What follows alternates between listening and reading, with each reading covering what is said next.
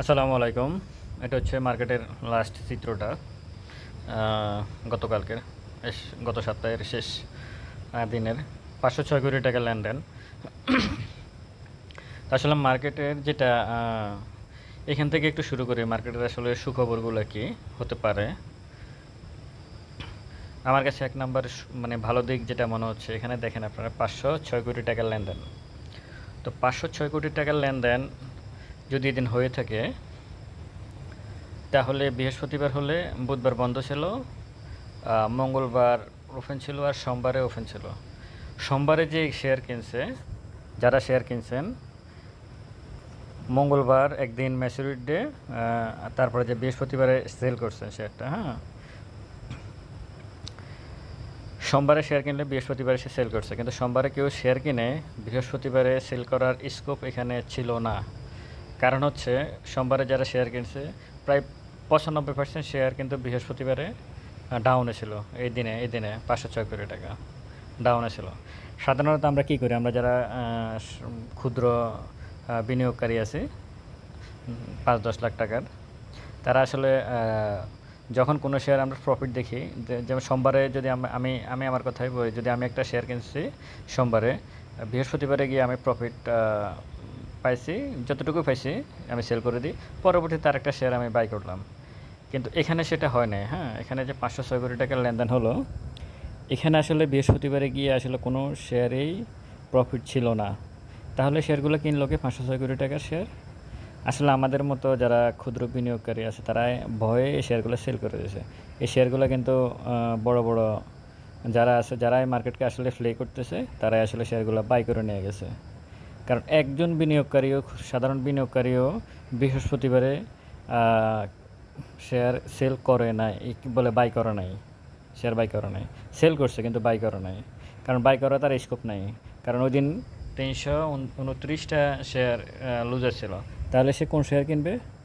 সোমবারে যে শেয়ার কিনছে সে বৃহস্পতিবারে বিক্রি করার তো স্কোপ নাই তার হাতে। লসে বিক্রি করতে হবে, লসে বিক্রি করে আবার আরেকটা লসে শেয়ার কিনবে, এটা সম্ভব না। মানে ইথিক্যালি বা যুক্তিতে তর্ক তো এটা আসে না। তাহলে এই 506 কোটি টাকার শেয়ার কারা কিনছে? যারা বড় বিনিয়োগকারী, যারা আসলে মার্কেট প্লে করে, তারাই কিনছে। তারা কেন কিনতেছে? মার্কেটটা আসলে হয়তো শেষ মুহূর্তে আছে, এই মার্কেটের পতন শেষের দিকে আছে, সেজন্য আসলে তার শেয়ারগুলো কিনে নিয়ে গেছে। তা আমাদেরকে আসলে এটা একটা, আমি বলবো, এই দিন 58 পয়েন্ট মাইনাস হওয়ার পরেও 506 কোটি টাকার লেনদেন, এটা আসলে বিশাল ব্যাপার। এটা আমি মনে করি এই মুহূর্তে এটা, মানে এটা আমার কাছে একটা ভালো দিক মনে হয়।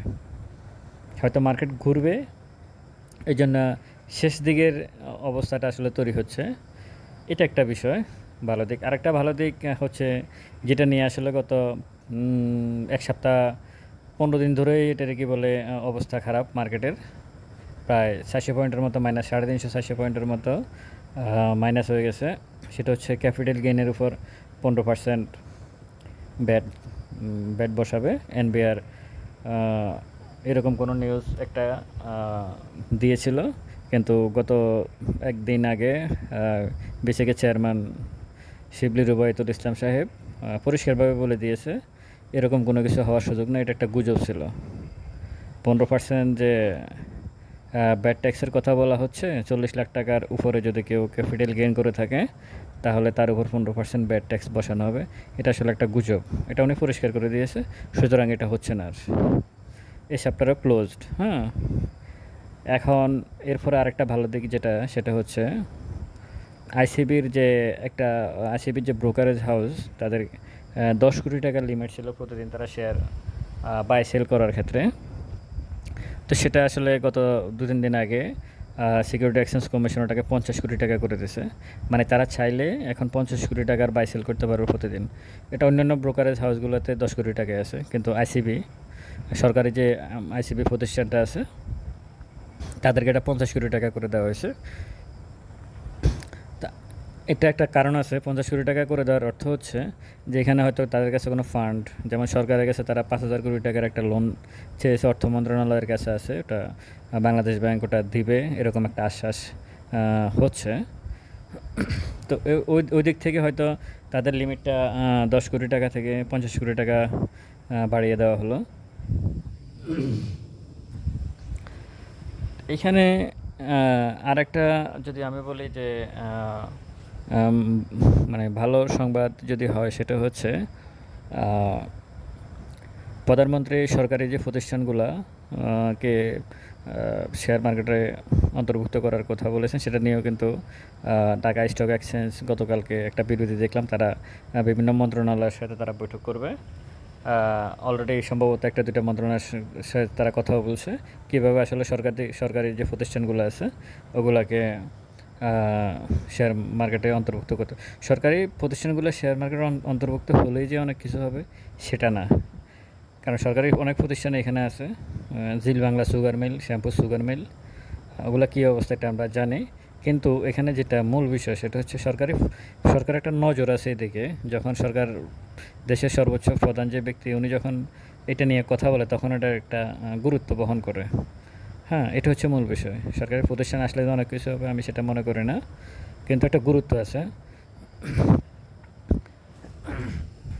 তারপরে যে আমাদের যে সালমান এফ রহমান সাহেব উনি গত 4-5 দিন আগে বলছিলেন শেয়ার বাজার উন্নতি করতে হবে তো ওনার একটা কথাকে আমি অনেক গুরুত্ব দিই উন্নতি অবশ্যই শেয়ার বাজার করবে যদি ওনারা চায় যারা আছে তারা তারপরে যে গত আর একটা ভালো যদি আমি বলি সেটা হচ্ছে মার্চেন্ট ব্যাংক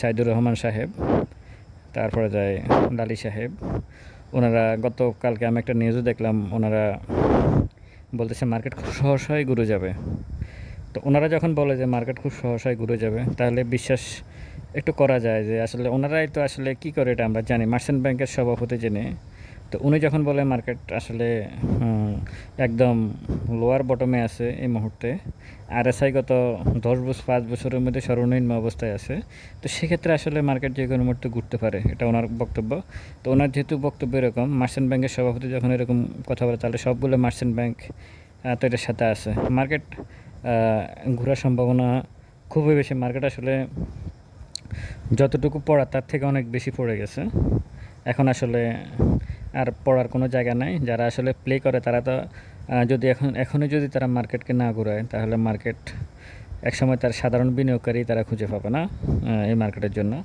যে সাধারণ বিনিয়োগকারীরা যারা আছেন তারা আসলে একসময় হতাশ হয়ে মার্কেট ছেড়ে চলে যাবে অন্য ব্যবসা বাণিজ্য করবে অন্যদিকে চলে যাবে তখন আসলে এখানে কেউ থাকবে না তারা আসলে প্লে করে কিছু হবে না তারা বাড়াবে কমাবে করে আসলে খুব বেশি কিছু ফায়দা এখান থেকে তারা নিতে পারবে না তাদের তো টার্গেট থাকে মূলত আমাদের টাকাগুলো নেওয়া তো আমাদের টাকা নিতে হলে তো একটা সিস্টেমের মধ্যে দিয়ে নিতে হবে হ্যাঁ ওই সিস্টেমে তো তারা নাই এই মুহূর্তে মার্কেটের সিস্টেমে নেই তাদেরকে অন্তত 30-40% করে এক একটা শেয়ারের দাম বাড়াইতে হবে কারণ তাদেরকে আগে বাড়াইতে হবে শেয়ারগুলোর দাম তারপরেই আসলে ক্ষুদ্র বিনিয়োগকারীরা এখানে পার্টিসিপেট করবে এটা হচ্ছে মূল বিষয় মার্কেটের জন্য আরেকটা যেটা আমি বলবো গুরুত্বপূর্ণ দিক সেটা হচ্ছে বিসিকের চেয়ারম্যান যেটা বলছেন যে